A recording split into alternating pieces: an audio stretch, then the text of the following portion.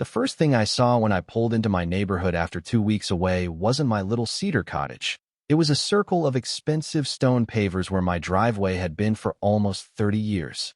I actually stopped my truck in the middle of the street because my brain refused to accept what my eyes were looking at, and for a few long seconds I honestly wondered if I'd somehow taken the wrong turn. But there was my mailbox, there was my porch swing, there were the maple trees my late father planted, and there was absolutely no way to drive into my own garage. If you've ever had that strange feeling where your stomach drops before your mind catches up, you'll know exactly what I'm talking about. My name is Daniel Mercer, and this is the story of how one man's obsession with building the biggest house on the hill ended up costing him almost everything he thought money could protect. My cottage sits in a quiet hillside neighborhood outside a small town where people usually wave when they pass each other, where kids still ride bicycles after dinner, and where most arguments are about whose dog keeps digging under the fence. It wasn't always a wealthy area. Decades ago, it was built for working families, teachers, firefighters, electricians, people who wanted a little yard and a peaceful place to grow old. My grandfather bought this property before I was born, and after he passed away, it eventually became mine. It wasn't fancy, but every board in that house carried a memory. I repaired the porch with my dad one summer, built the garden beds with my wife before cancer took her, and every Saturday morning I drank coffee while watching sunlight creep across the driveway that everyone in the neighborhood knew had been there forever. Then, about 3 years earlier, everything started changing when a venture capitalist named Grant Holloway bought the estate next door. The old house had character, but apparently character wasn't enough. Within weeks, there were architects, engineers, demolition crews, landscape designers, and enough luxury SUVs coming and going that it looked like a hotel valet entrance. Every month, another piece of the property grew larger. First came a glass addition, then an underground wine room, then a detached guest cottage, then an outdoor kitchen that probably cost more than my entire house. Grant wasn't the kind of loud neighbor who blasted music or threw wild parties. In some ways, that would have been easier to deal with. Instead, he had this calm confidence that came from spending his whole life believing every obstacle could be solved by writing a bigger check. At first, the problems seemed small enough to ignore. His landscapers planted decorative hedges 2 feet onto my property line. When I pointed it out, Grant smiled, apologized, and promised somebody would fix it next week. Nobody ever did. Then his contractors started parking equipment across the edge of my gravel driveway. Again, I asked politely. Again, I got the same polished smile. "We'll take care of it, Dan. Don't worry about it." Somehow I always ended up being the one expected to be patient. The construction crews got bolder as the months passed. They stacked bricks near my fence without asking, ran extension cords across my yard, and treated the space between our homes like it belonged to whoever happened to be working that day. More than once I caught myself wondering if I was becoming that grumpy old neighbor everyone jokes about. So I take a deep breath and tell myself not to make a mountain out of a molehill. Looking back now, I realize every little compromise taught Grant the same lesson, that I would complain, but eventually I'd step aside. Then came my vacation. My fishing buddy Owen had been trying for years to convince me to spend 2 weeks with him at a cabin in northern Minnesota. I finally agreed, locked the house, left my pickup in the garage, and drove his truck north. It was exactly the reset I needed. No phone calls, no construction noise, no headaches. By the time we headed home, I felt lighter than I had in months. That feeling lasted until I turned onto my street. The brand new stone courtyard stretched across what had always been my driveway, complete with decorative lanterns, imported brick, and a massive circular entrance leading directly to Grant's oversized front door as though it had existed that way from the beginning. My garage door stood behind it like a forgotten prop in someone else's movie set. Workers were still sweeping dust off the pavers when I climbed out of the truck. One of them looked at me with genuine sympathy before quietly walking away. I followed the sound of voices and found Grant standing beside a sharply dressed architect, both of them admiring the finished project with the satisfaction of 2 men congratulating themselves. "Grant," I called, trying harder than he deserved to keep my voice steady. "Where exactly do you expect me to drive?" He turned slowly, glanced at me, then looked back toward the courtyard as if I had interrupted something far more important than losing access to my own home. "Daniel," he said with an easy smile, "I'm glad you're back. Beautiful improvement, isn't it?" I stared at him, waiting for the joke that never came. "You paved over my driveway." He shrugged. "Actually, according to the survey we commissioned, that wasn't technically your legal driveway. It was an informal access route that had never been properly documented. My attorneys reviewed everything. This redesign benefits both of us. You can simply use the shared entrance." I laughed once, not because anything was funny, but because I honestly couldn't believe another human being could say something that ridiculous with a straight face. "Shared?" I asked. "You erased my property while I was out of town." His smile faded just enough to reveal the man underneath. "Daniel, progress sometimes requires people to adjust. I'd encourage you to speak with the county before making accusations. Everything was handled legally." At that moment, I didn't know whether I was angrier at him or at the sinking feeling that maybe he'd already planned 10 moves ahead while I was still trying to understand the first one. End of part 1. The next morning, I was standing in the county planning office before they even unlocked the front doors. I figured there had to be some kind of mistake because nobody could just erase another person's driveway and call it progress.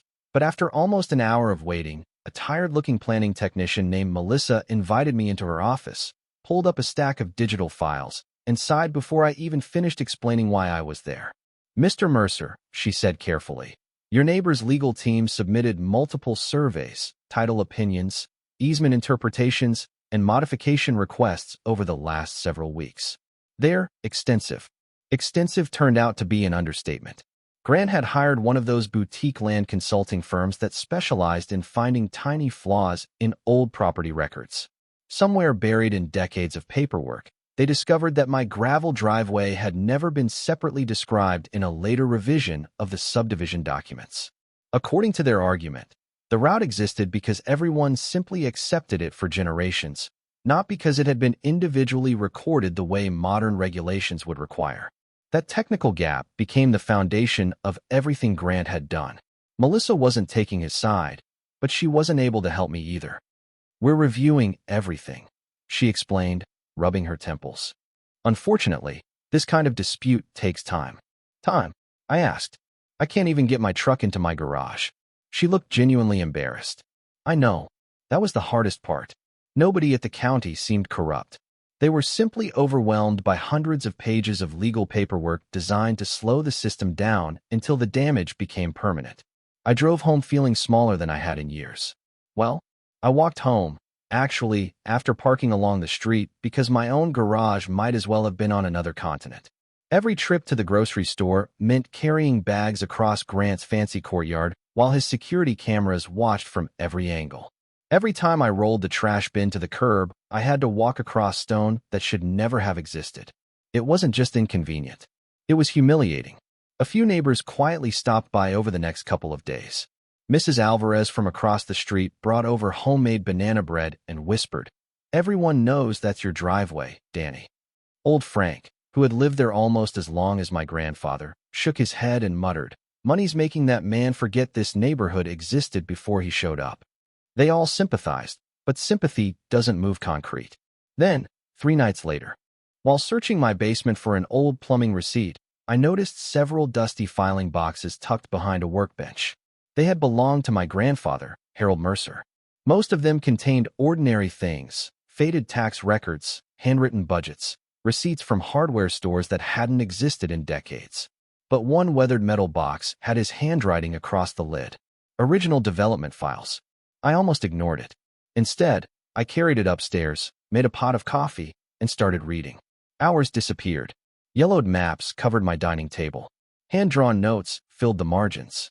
Survey sketches, engineering correspondence, utility agreements, meeting minutes from the early 1950s.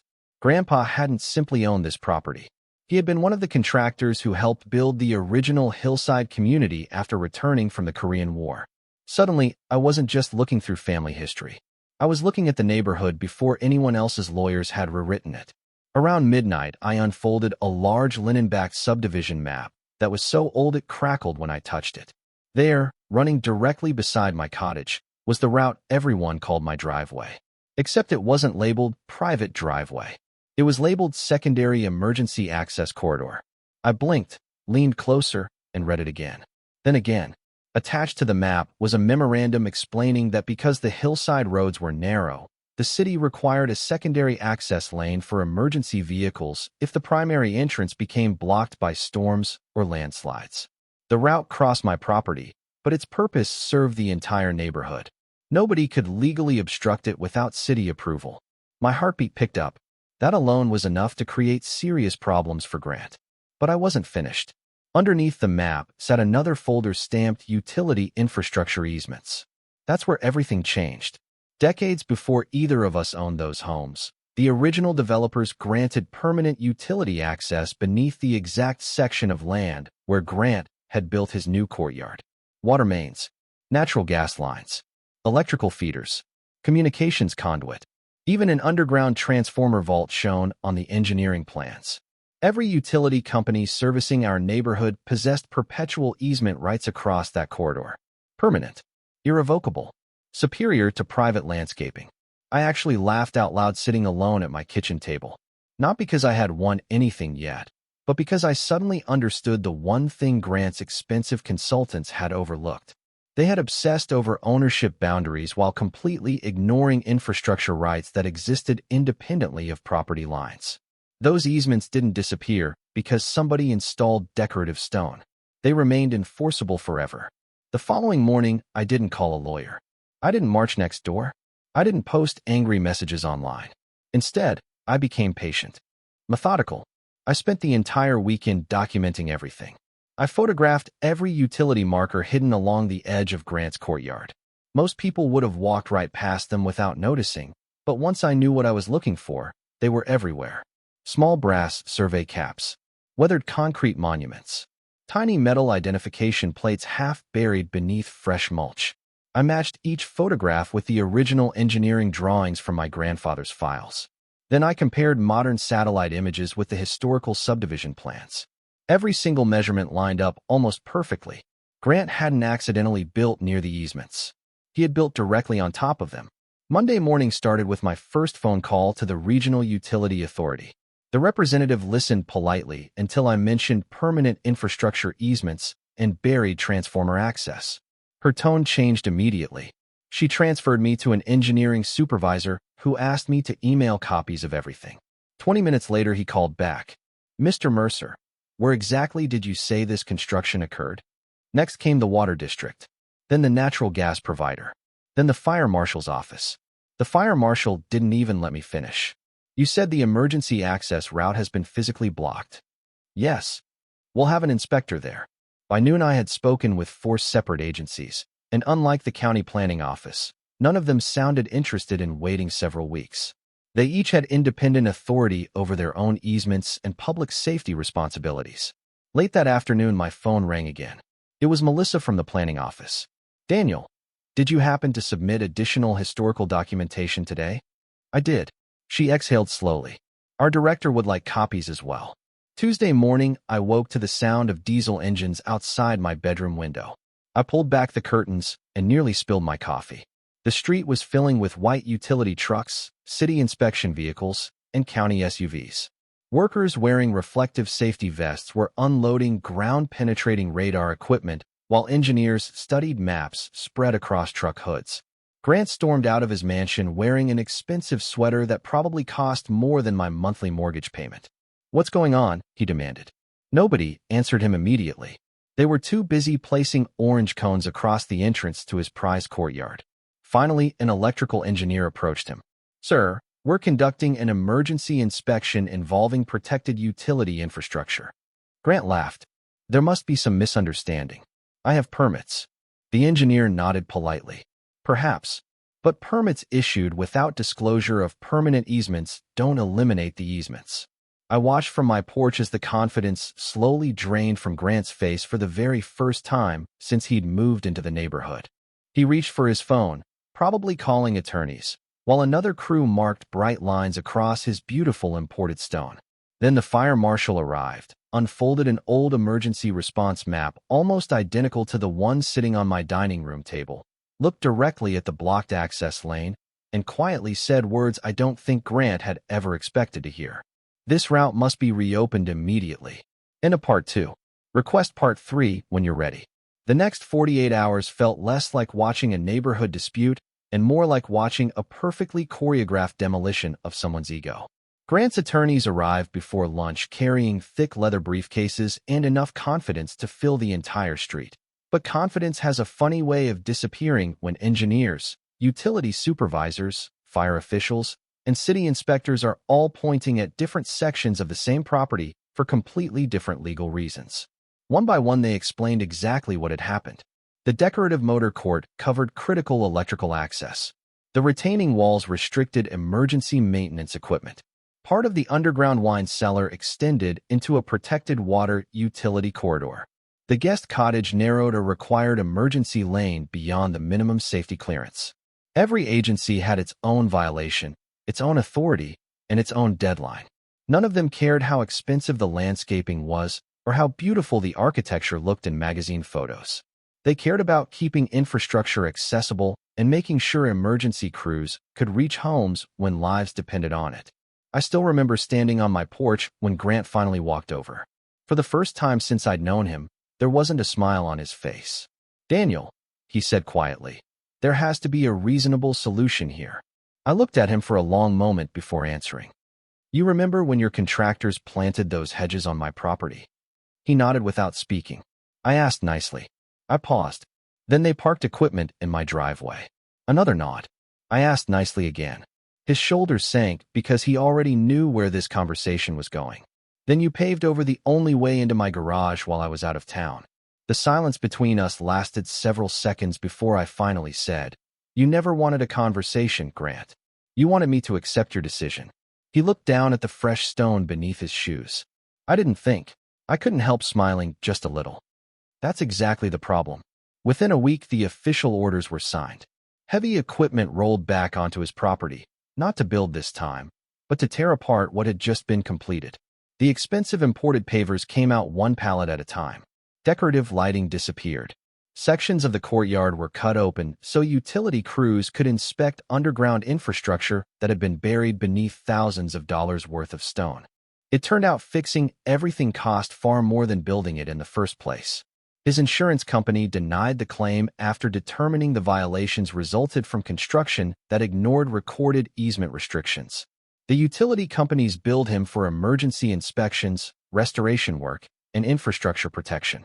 Contractors who had proudly posed for photographs during construction now returned wearing hard hats to undo months of work. The irony wasn't lost on anyone in the neighborhood. Every afternoon, people found excuses to walk their dogs past the mansion. Nobody laughed out loud, but I noticed more than a few quiet smiles.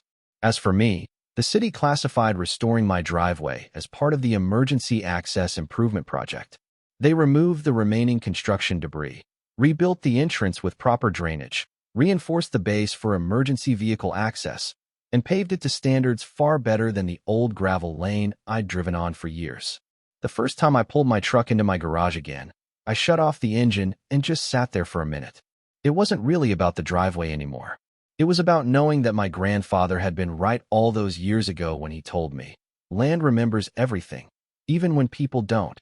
6 months later, a for sale sign appeared in front of Grant's mansion. Rumor around town was that the repair costs, legal fees, project delays, and reduced property value had become too much to justify. Eventually, the house sold for substantially less than he'd invested, and one quiet Saturday morning, a moving truck carried the last of his belongings away. We never spoke again. Sometimes new neighbors ask why my driveway is wider than most of the others on the street, and I usually just smile and tell them it's a long story best shared over coffee. Looking back now, I don't feel proud that someone lost money. Honestly, I wish none of it had happened. If Grant had knocked on my door before touching a single shovel, we probably could have worked something out like neighbors are supposed to. But the moment he decided money, lawyers, and arrogance mattered more than respect, he stopped fighting me and started fighting decades of engineering records, public safety laws, and utility rights that were never his to ignore. Those battles almost never end the way people expect. So now I'm curious what you think. If you came home and discovered a neighbor had erased part of your property because they believed they had the legal right, would you have handled it the same way? Or would you have gone straight to court on day one? Let me know down in the comments because I read every single one. And if you enjoy stories about property disputes, unexpected legal twists, and ordinary people standing their ground without backing down. Don't forget to like this video, subscribe to the channel, and turn on notifications because the next story might make this one look simple.